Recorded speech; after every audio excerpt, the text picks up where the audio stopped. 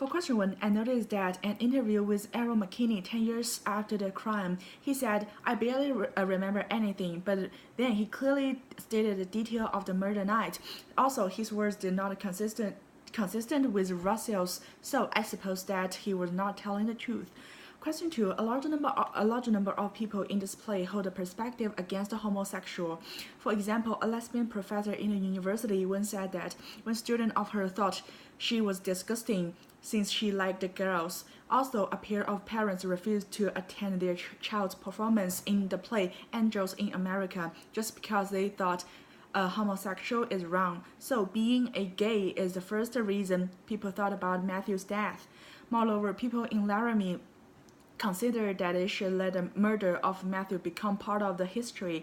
In the second play, a rental car agent argued that it was time to let the boy go and get on with his afterlife. Also, the editor of local newspaper said that we are long past this and we are trying to put this behind us and keep going. Question 3. I searched online about death penalty to find out why the two murderers were not sentenced to death with such sufficient evidence that they killed Matthew.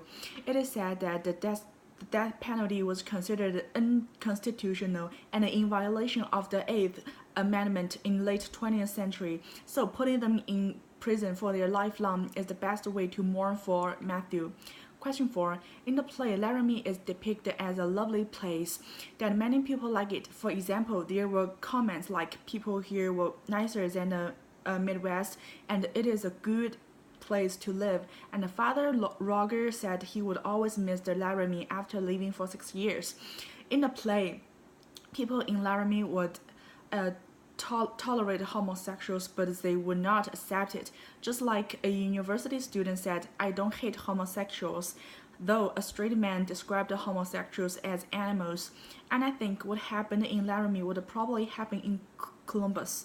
Question 5. Compared to intimate apparel, the Laramie project contains more characters, spans longer time period, and tells story in a non-linear way. Since this is a verbatim theater and the principle is to accurately record the Laramie residents' words, the members of the theater have to collect the different reactions to this murder and the effects this murder had on Laramie. So the Laramie project would be consisting of several separated interviews on a large number of interviewees. This is why the play does not tell story in a linear way. Moreover, the theater members want to see how this crime had a long-term effect on Laramie. So after 10 years, the team went back to Laramie and started a second interview. The last two questions. Do you think the murder of Matthew is a hate crime? Why? And why did the playwrights use romance monologue to end the whole play?